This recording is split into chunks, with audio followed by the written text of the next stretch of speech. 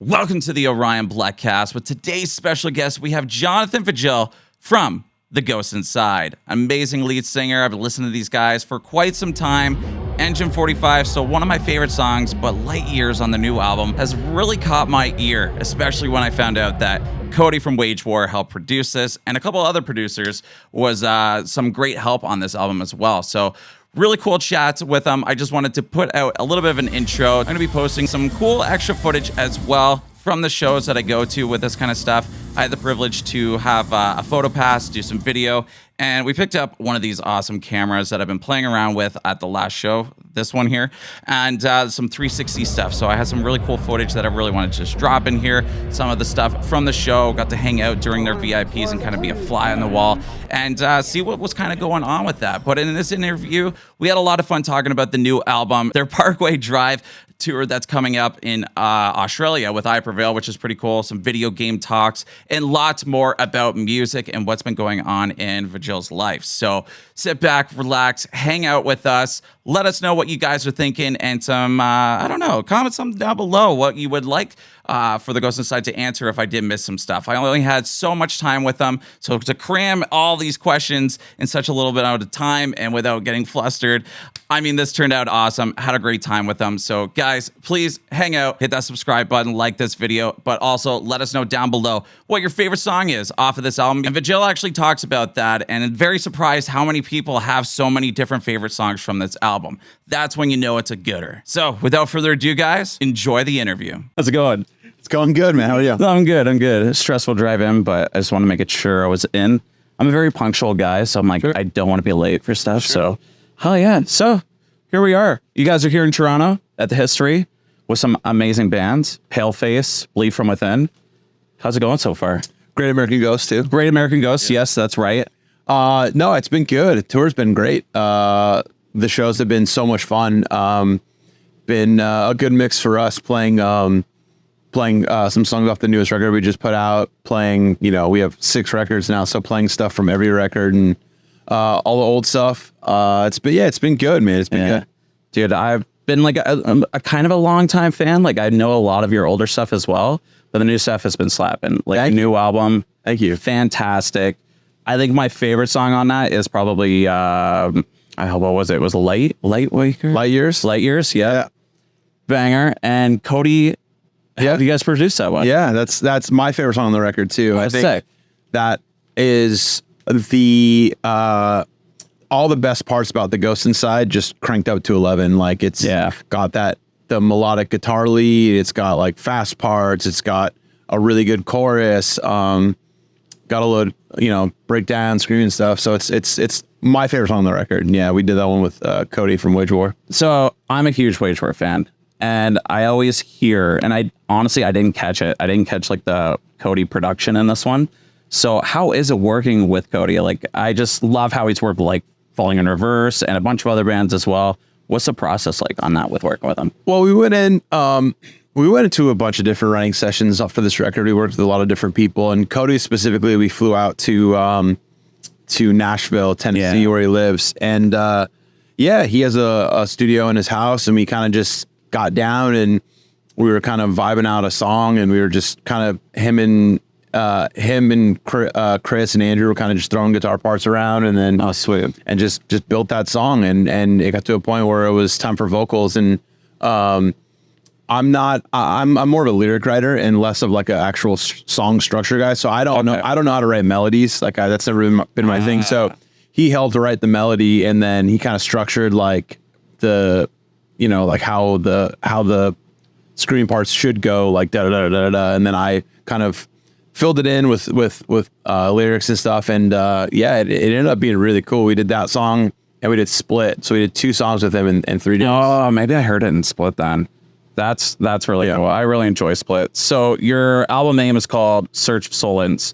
What's the meaning behind that? Like, how'd you guys come up with that? The album title there. Yeah, it's okay. So the whole album is about the whole maze of the mind, right? And about how you search for things and you travel and you know of an end destination you want to get to, but there's so many different U-turns and lefts and rights. And wrong paths, and there's so many hills and valleys to get to where you want to go. It's never like a linear path. So we're all in search of solace. Like all of us want to be, happy and be content and feel, adequate. And a lot of people focus only on that and don't realize that it's the actual journey. It's actually the actual search of getting there that is what makes life worth living. It's what makes, humanity. It's about the search. It's not about just getting to the end destination, because once you reach the end destination, it's just going to keep getting further and further away from you. 100%. So we all go through things in life where it's like it just throws curveballs. There's up and downs, like you say. Like it's a journey, and I know you guys recovered fairly well for from the accident and stuff like that. And I know this is kind of like, I heard a couple points where the last album that you guys put out, kind of like a lateral move. This was more of like an advance, kind of like an up kind of thing. Going forward, like it's like, I think you guys are doing really good things. As much as it's not like the screaming that everybody kind of wants, the hardcore kind of vibes, you guys got these wicked melodies, which are fantastic. Thank you. I rated this album very high. Okay. And I'm a metalcore guy, so I'm like, I loved every single thing about this. Yeah. And like the hype of everything. So how many Bleghs did it get? You don't do Bless. No, I don't, but I'm saying how many, like if it were like a Okay, so, Bleh meter, like one out of 10 Bleh. Okay. How many Blehs did it get? 1 out of 10 Bleh. Like I rated this whole album like a good like 9 out of 10.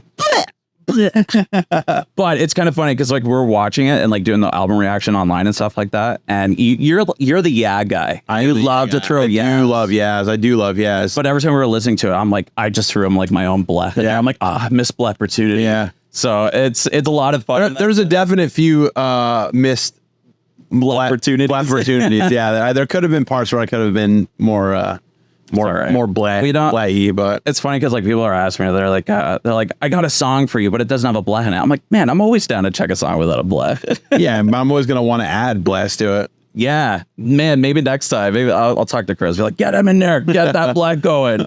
But you guys had a lot of good success that I can see from the album release. What did you think that your fans were going to expect to be like their favorite song off this album going in? You know what's crazy? This record specifically is the first time in the history of the band where every single song, all 11 songs, is somebody's favorite song. Ooh, that's cool. And there's no skips on that. And that's the very first time we've ever had that be a thing. And even if someone isn't necessarily a fan of the entire record, they have a song on there that is their favorite song, and it's every single song where it's like, our previous albums, like, there's the top 3, 4, 5 songs maybe that aren't on each album. But this album, it's like someone's like, Reckoning's my favorite song. Oh, Wash It Away is my favorite song. Oh, Cityscapes is my favorite song. Oh, Going Under is my favorite song. And it's like, we've never had a record. That's cool. We've never had a record in the history of the band where every single song is someone's favorite song. Like I said, you always have the top like 3, 4, 5 songs, but this record specifically has done so much. Like, it's a little over a week out now since the release. And it's like, the reception's been amazing, man. It's like, it's people are really, really enjoying it. Like people are listening. Like we're getting the most streaming we've ever had ever in the band. And like, it's just crazy. Like it's not a traditional TGI record in the sense of like Fearing the Fallen Ones or Returners, which people always bring up. Like, they were like a full-blown metalcore band back then, but it's like now, like we've gotten older, we've kind of adapted, and like metalcore has taken such a turn and a new direction over the years that it's not what it used to be. And it's like, it was important for us to really adapt to this and really kind of embrace what's going on, because if we didn't want to back ourselves into a bubble and only write one certain thing, one certain style, and have one certain thing. Like we have the ability, we have the option to make it more. And there was a time when we almost lost the band, when this almost didn't happen again. So we're not going to go into this with half-assing anything or putting ourselves in a box, like, or limiting it, because if we limited ourselves, it would be fake. It wouldn't be real. Like we almost lost this, and we're going to fight tooth and nail to make this as best as we can. And at the end of the day, what it comes down to is when we put on a Ghost Inside record, are we fans of it? Do we like it? Do we want to play it? Would we listen to this if we weren't in the band? And if all those answers are yes, then we're just going to go full speed ahead with it, you know? Full speed. Right? Yeah. Do you guys ever do that? Just kind of quote your own lyrics? Yeah. I write a lot of lyrics that are very, they're quips that are people say in everyday conversation, and it backfires. Not backfires is the wrong word, but it comes up all of the time. Yeah. So I noticed you guys don't really have any like features going through your discography and stuff. I could be wrong. I was just looking on Spotify just to kind of confirm myself. Do you guys have any features on a song? Not on this record, no. Not on this one, but like even in past? We've had I'm trying to think. We've had Andrew from Comeback Kid. We've had Jason from Spotify failed me. Jason Butler from Let Live, Fever 333. We've had who else have we had? We've had Tommy Green from Sleeping Giant. We had Chris Blair from his Blood Runs Black on our first record. Wide selection. We had Matt Bruzzo from Bury Your Dead. So we've had stuff in the past. And there's definitely more I'm forgetting, and I apologize if anybody's done a guest vocal and I don't remember, but it's all good. You guys have a big discography. Yeah, the last two records, no, well, it was important for us for the Ghost Inside the self-titled record for our first record back after the accident to be all of the five of us. And then this time around, when it came up with the idea of maybe having someone do a guest part, we were like, well, we didn't write a part with somebody in mind, and the next guest spot that we have, we want to write a part for somebody and not just have like, oh, here's the part Vigil did, let's just take him out and then you can sing that part. Like that feels like not something we want to do. I agree with that in a way, for sure. I think it was like the Knock Loose stuff that just came out recently with Poppy on it. Sure. They literally wrote a new song for Poppy to be on, which I thought was really cool. And just a really cool dynamic. You've probably heard that one. Eh? Yeah, of course. That's a gooder. Other than that, like, so who would you have on a feature? Did you have anybody in mind that you think, or like even like a dream feature? Oh my God, I know there's so many talented artists in the world, and there's so many talented musicians and from women. No one off the top of my head that is really standing out, but like there's so many people just in the game killing it right now. Like you said, Knock Loose is doing so well. Like, you know, they have that song with Motionless in White. Obviously, Motionless in White's doing really well. They just played the WWE thing. I don't follow wrestling, but I think it was WWE. But something like that, yeah. But yeah, Bad Omens. Noah of Bad Omens would be cool. Corny from Spirit Box would be amazing. You know, like just like Sam from Architects, like Winston from Parkway Drive. Like, there's so many talented people and so many insane bands out there. And I mean, we're not shut off to anybody, but like with the next guest feature we have, we're going to write the part for their specifics. I think that makes sense. That's what we're going to do. Yeah. Good to know. Is there anything else that you would like that has inspired you on this latest album that you guys just dropped? Like, besides, you know, recovering and everything from the accident, is there anything like deep down that's happened in life that maybe help you kind of go through things that maybe people don't really realize? I wouldn't say, I mean, it helped me for writing, but there was a time that I was in a lot of distress. During the pandemic, it really took a toll on me mentally. Like I've always been very positive, a very like uplifting, like glasses half full kind of guy my entire life. Like I've always been like, it'll work out the way it's supposed to. It's fine. But during the pandemic was the first time where I actually felt defeated because we spent so much time getting back to it. And by the time we came back, everything shut down and it just felt so unfair. And I know everyone in the whole entire world had to deal with it. I know I wasn't special by any means, but like, you know, we had taken so much time to get back to it. And then that happened and it really just sent me, you know, my brain in a spiral. Like, and I just didn't know what to do. I didn't know what was going on. I didn't know which way it was up, which way it was down. And that's what the song Lighters is about. It's about like being like in your house and knowing that there's a whole world outside of your window and it's so close, but you can't go and do anything, you know, like touring and traveling and meeting people and making connections has been a part of my life for so long. And then I got taken away from the accident and then we came back, played 2 shows and then stripped away again. So it was like, it inspired me to write stuff, but it didn't inspire me in like a positive light, if that makes sense. Yeah. And so this is the first record where I've been sort of,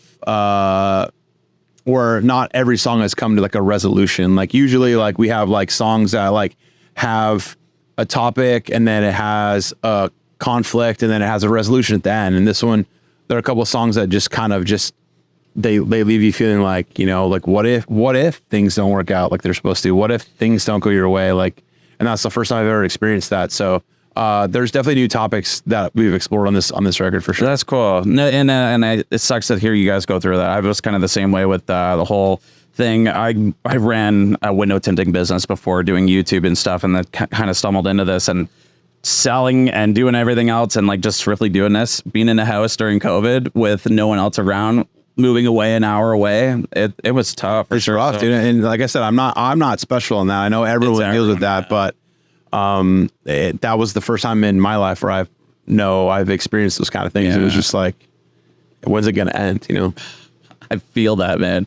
But hey, we're moving on to bigger and better things. We dropped this awesome album, again, a banger. But the things I kind of want to know as well with you is like, what is kind of like your involvement with like tours and stuff like that? Like I had a conversation with Chris. He loves being part of the production and stuff like that. Is there stuff like that you do? Like part of the, like, are you part of like the lighting team? Do you have a good say in the production that goes on with shows and tours? I'm going to be honest. Okay. I just show up and yell. I do. Fair enough. I do a whole lot of nothing. My work comes from, you know, the songs and the lyrics and the message behind the band and how we are on stage. I don't do anything as far as like production or. It's never sparked your interest or anything? I mean, I was heavily involved back in the day, but it got to a point where we had management and yeah, you know, we have all that kind of stuff that people that we look to for those things. And it's like, it was a big, what is it? Weight off my shoulders to not have to worry about being the one in charge of that kind of stuff. So yeah, I've it's been nice to have to only focus on my lyrics and performing. Exactly. Yeah. It's been nice. Hell yeah, dude. That's awesome. So you guys are here in Canada. What's your favorite part about Canada? My favorite part about Canada is the poutine. I do like poutine. Poutine, but my favorite part about Canada is how, and this is going to sound like I'm gassing you up, and it's just all right. Everyone in Canada is so friendly and so nice. Okay. And there's times where you're in other places of the world, you know, our country too, America's rough at parts, but everyone here is so nice all the time. Like I went out this morning and got coffee across the street from the venue, and they were just super friendly. And they were like, it was funny because they were talking about the concert here at History today, and they're like, yeah, are you going to see the band play there later tonight? And I go, yeah, I think I'll be there. And they were just like, they didn't know I was in the band, and I didn't bring it up, but they were like just talking about it, like, yeah, it's really cool, like just like they're just friendly, like, and not everyone's like that, but yeah, obviously Canada has a lot of cool stuff that like, you know, poutine and I don't know, man. Canada's just good times, good vibes up here. I really like Canada, and I guys like it. And on top of that, our shows here are always amazing. They are. Like we still have in the history of our band, we've only been to Western Canada once. Oh, okay. In Central Canada, like once or twice. That's what.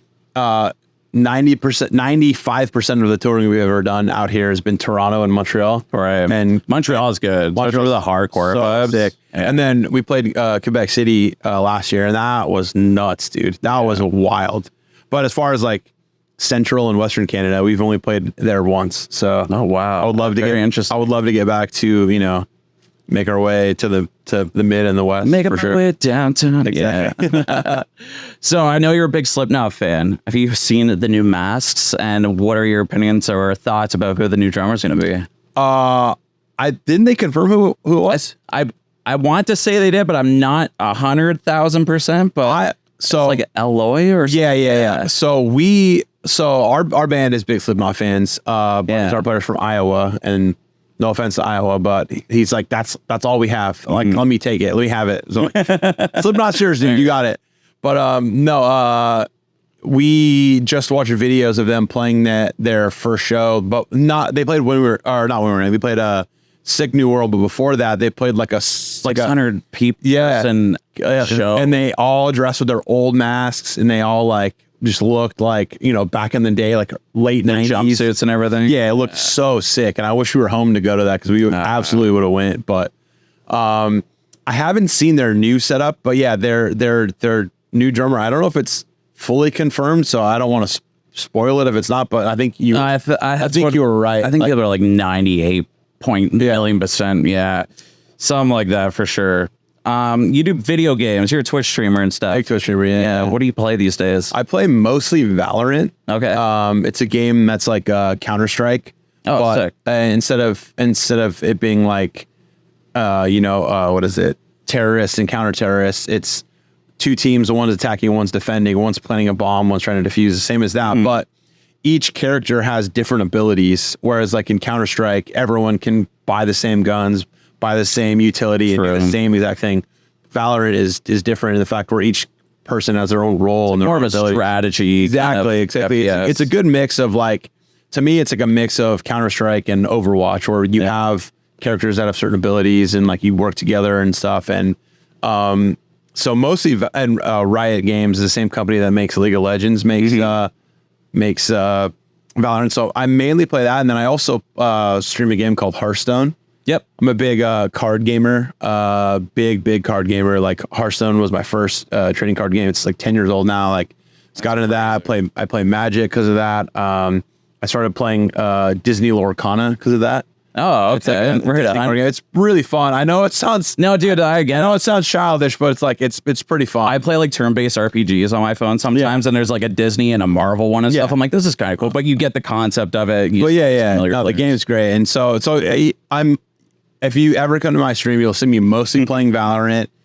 Every once in a while, I'll be playing Hearthstone. Those are pretty much my two main games. That's awesome, man. And you find like all like fans are coming in, hanging out with you, talking music. Yeah, it's been great. Yeah, it's been really cool. Like we go and we literally just chat about music, and we have a great community. We're known as the Stream Crew. Like I've been doing it for so long. You know, back in I started in 2016, so I've been doing it for a long time now. But like it's great to be able to just chat with people and hang with people, because like I was saying before in the accident, like.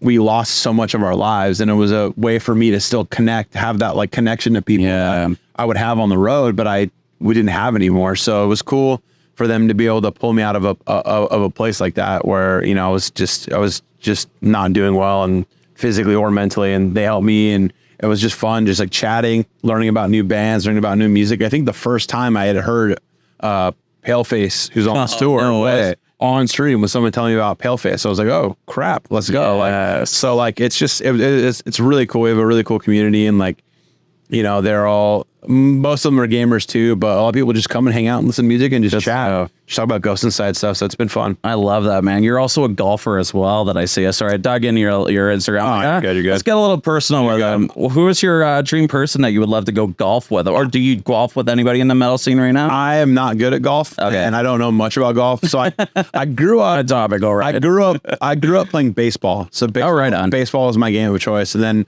in my adult life, I went from baseball to hockey. So I was playing hockey in my adult life.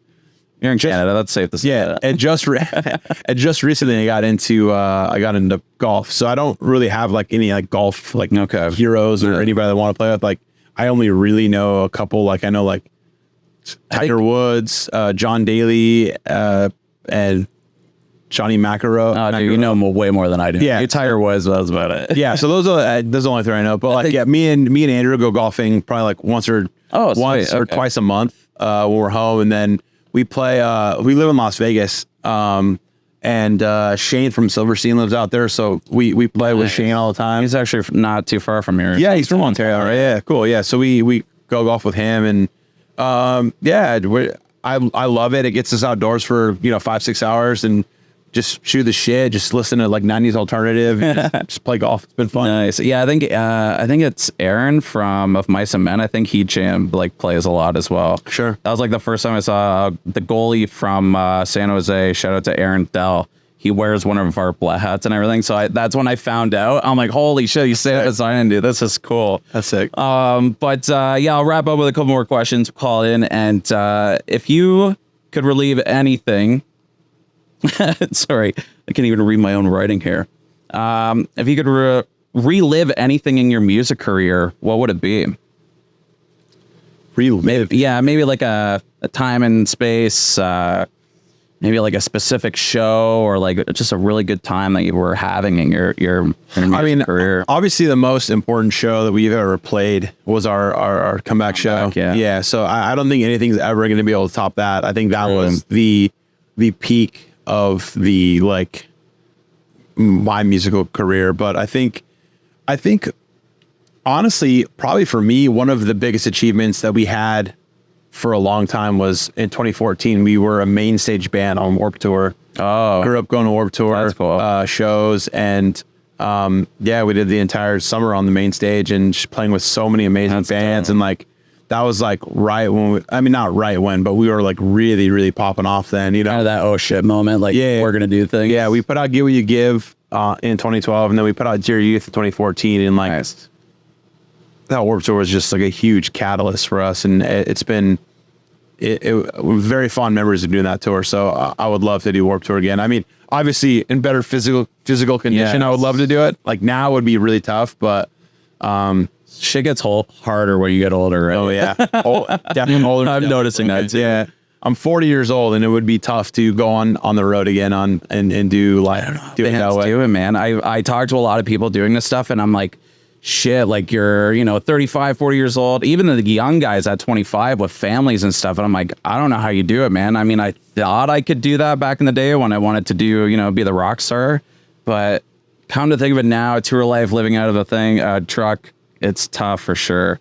But hey, you guys got Parkway Drive coming up. It's pretty soon, going in Australia. We'll close it out with this, guys. If you're in that area, and if you guys catch these guys on this tour, this is an amazing tour that we are checking out today. I got some live footage coming out, but why don't you line us to playing and tell us what else is going on, closing it out, and we'll wrap her up here. Yeah, our plugins is where I was. Yeah, you're good. Thank you guys for checking out the interview. My name is Vigil. I'm the singer of The Ghost Inside. We're on tour in Toronto right now with Paleface, Swiss, Bleed From Within, and Great American Ghost. The tour has been amazing. I stream 4 days a week on Twitch. I stream Vigil SC for Stream Crew, so Vigil Stream Crew on Twitch, and